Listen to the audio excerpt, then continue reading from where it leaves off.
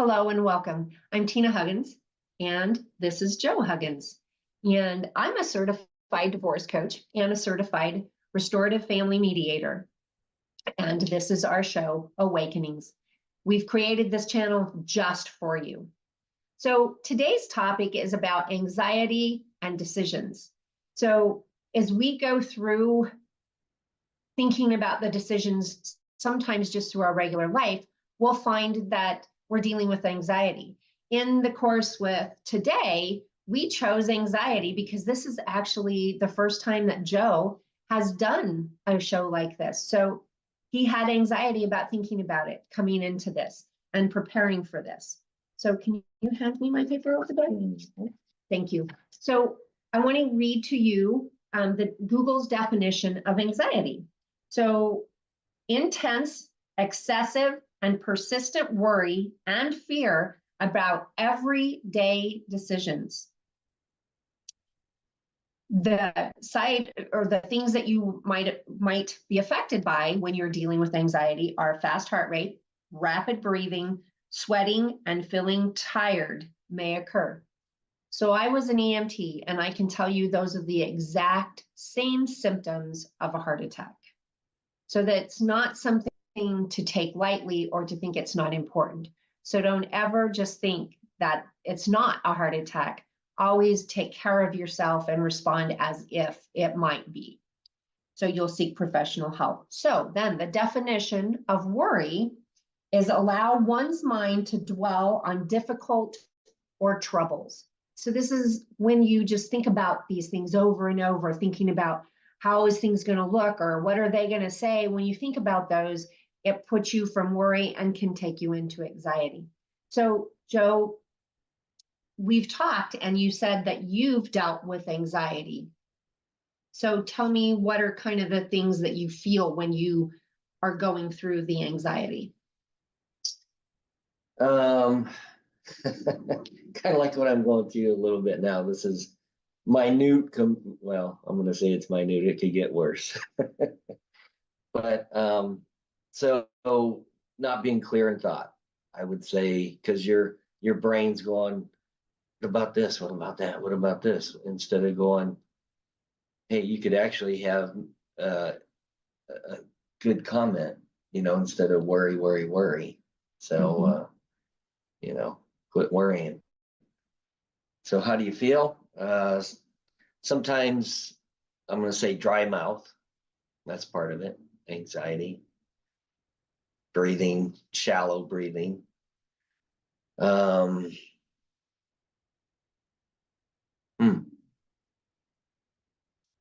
Yeah, tiredness. You could get exhausted. So. And I've seen you go through that. It's interesting that you say tiredness because it's like light bulb goes on because, oh yeah, because right after a situation, you always sat down and was asleep right away. Mm-hmm. It takes a lot out of you. So for me, I don't really think that, for the most part, that I've dealt with anxiety myself, but I have dealt with worry, and that worry can almost come close to what I've watched Joe go through with his anxiety stuff. And I have seen so many of my clients go through the anxiety aspect. That's one of the reasons why we're talking about it today. So Joe, how have you dealt with the anxiety in the past? In the past,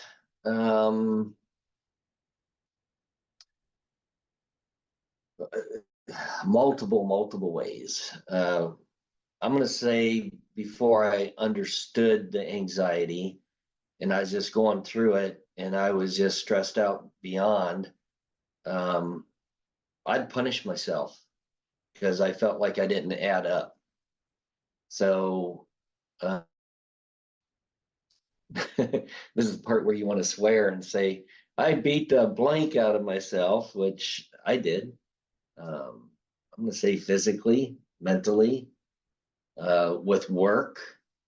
It's just like, you know what, if you're not in severe pain from work, you're not doing enough, and I think the light bulb went on when I mentioned to somebody, if somebody made me work as much as I made myself work, I'd kill them. but here I'm doing it to myself. And yeah, I felt like I was killing myself through punishment of, I'm going to say work. That's what I knew. And I've heard you say that a lot of times. And so I can understand, we talk about what you've been through as opposed to what I've been through on the same thing with anxiety aspects. And I've seen you go through a lot more intense episodes. So for me, like I said, I haven't dealt with really anxiety, but mine has been in the form of worry. And so for me, it was, I had to teach myself how to stop ruminating. That is talking in your head about things over and over, about how bad I did or how things didn't look right or I didn't do a good job. And that's all past thinking there. So the past thinking then sets me up for, I don't want to go through this, so I don't get outside of my box and I don't experience things. So I've done a lot of work to get me out of there. So what's been your biggest source of anxiety? I'm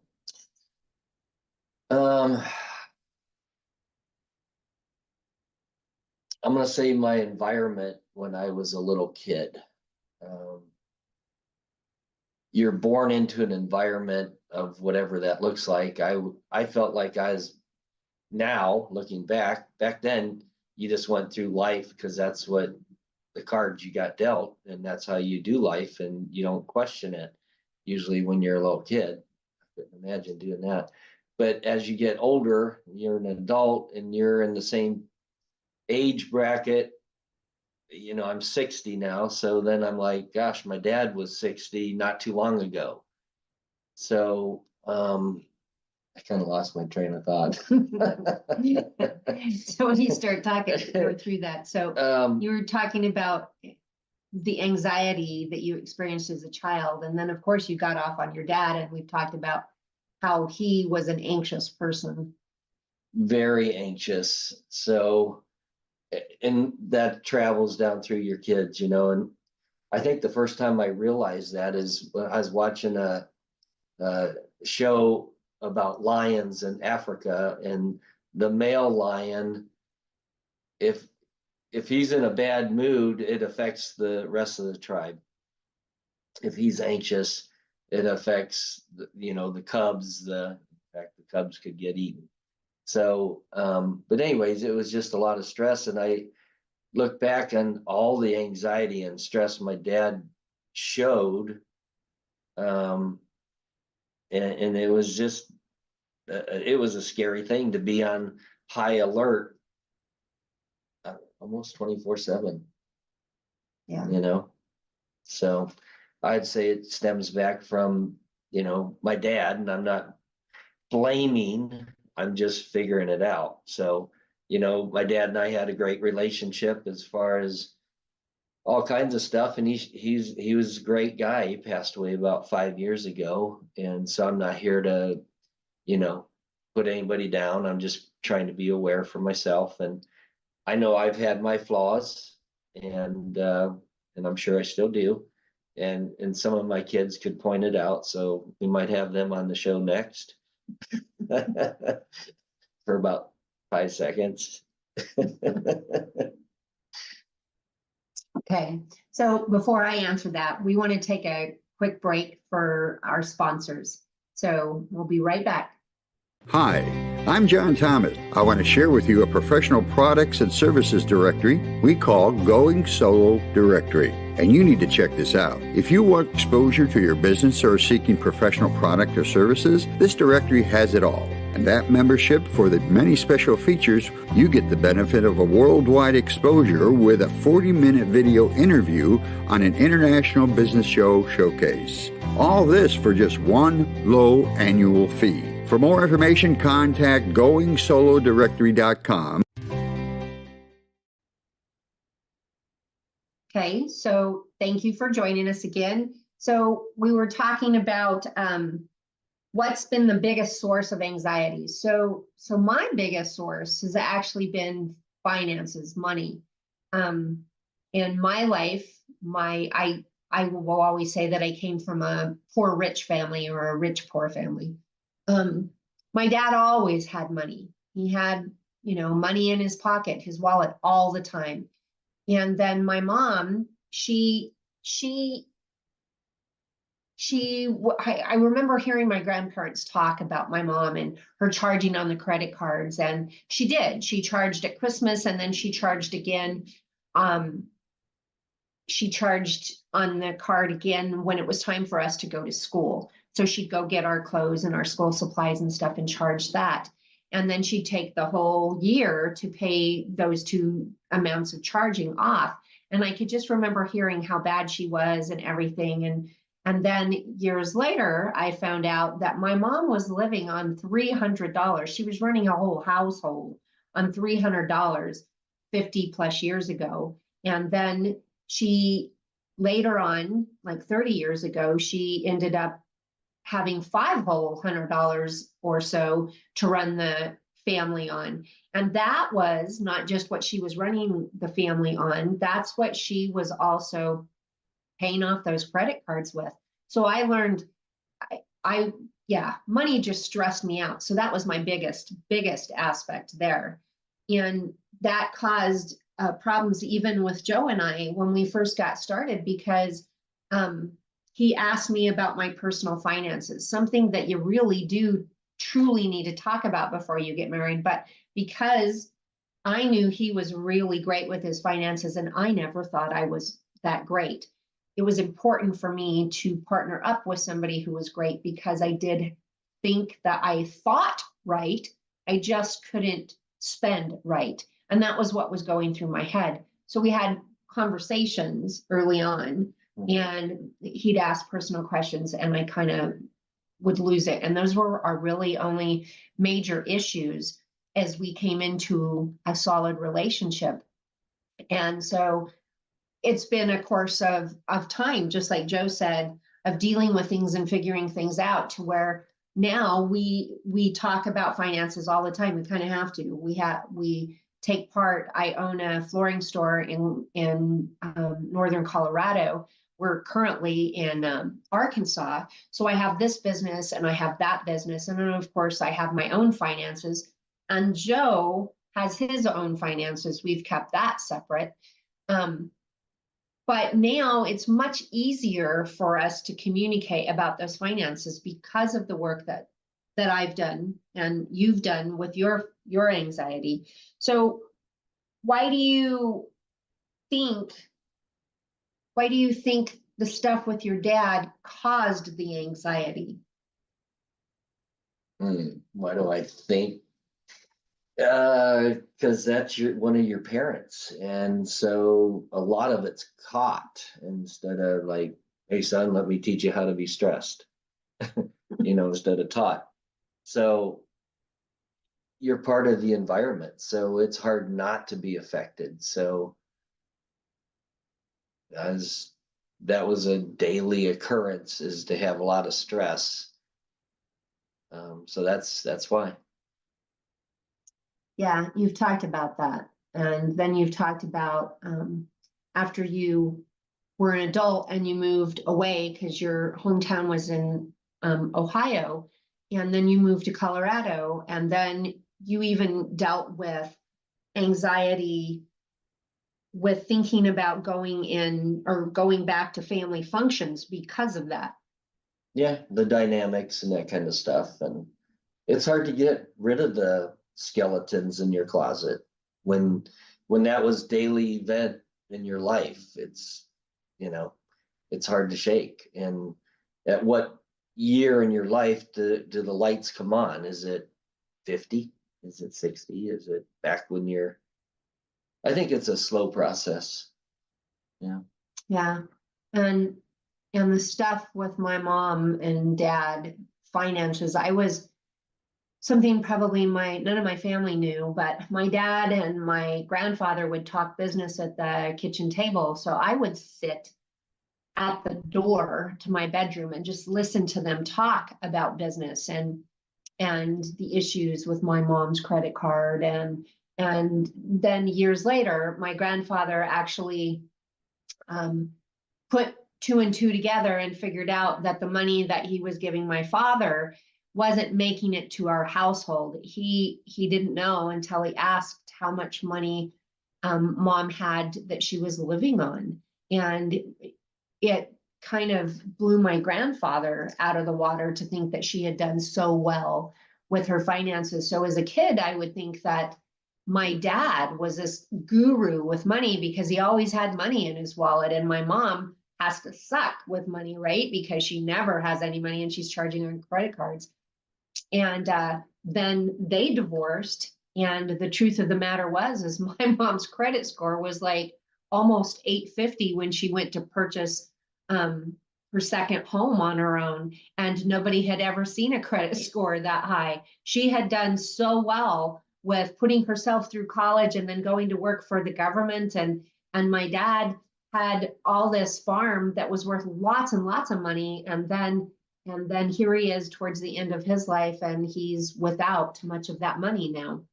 So it was a learning experience for me to go through that. And so my current anxieties or stressors, worries that I've had with money, I actually took care of over the course, or I can say I'm continuing to take care of those kinds of things. So, Joe, what kinds of suggestions would you make for people that are dealing with anxiety or severe worry?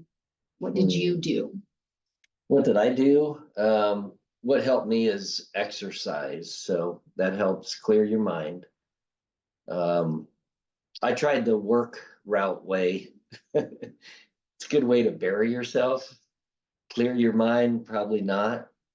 So I tried the work way. It just you just avoid the stress with work. So it's not normally a health benefit to just bury yourself in work. Can't imagine that. So I would say exercise, get out of your smaller box and broaden that, and new friendships. And I just really love the training circuit that I was in. And, we'd have 10, 12, 15 people in each class. And I'm not a person that likes that kind of, I didn't think I'd like it because I never tried it. I just thought, well, that's not for me. But once I joined, I was pretty much addicted. So I'd say that helped tremendously. And then you realize, wow, these people actually like me, and, and I can show up to class. And when I first started working out, I was at the lower bottom in fit, and being in fit. But I gave it everything I had. And I remember the first week, I'd be laying on the court floor on my back, and the instructor would say, "Joe, are you okay?" And but after a while, you just keep showing up. And before you know it, I'm going to say second in class. Being first in class is really hard to do. But anyways, just keep showing up and keep giving it everything you got, and it'll get better. So an exercise is a great way to do that. Therapy is also another great way. And there are some wonderful coaches out there that can help coach you through things. That's what I've been doing. Something else is meditation. You can Google meditation, and one of my favorite gurus on meditation is Dr. Joe Dispenza. You can look him up on YouTube. Great. He's got a great background in hypnosis, and that's one of the reasons why I like some of his meditations. And then the other thing is that you can do breath work or yoga breath work. And I do one where I'm breathing in 5 times, and then I breathe out, or I hold it for a count of 20, and then I breathe out for a count of 10. That's a yoga breath work, and there's tons of them out there. So you can look those up on Google themselves, a breath work. And then if you are not sure you're dealing with anxiety, or if you're having problems, I ask that you please seek medical help. and look for professional help to help you deal with that. And if the doctor gives you a clean bill of health, then seeking out therapy or talking with a coach that deals with that are great ways to handle things. And if you are in a point of pain through the anxiety, no matter what's caused it, please call 911 and get professional help. We never know whether it's anxiety or whether it's an actual heart attack. So that brings us to the end of today, and I want to thank you for joining Joe and I, and we'll see you next week. Goodbye.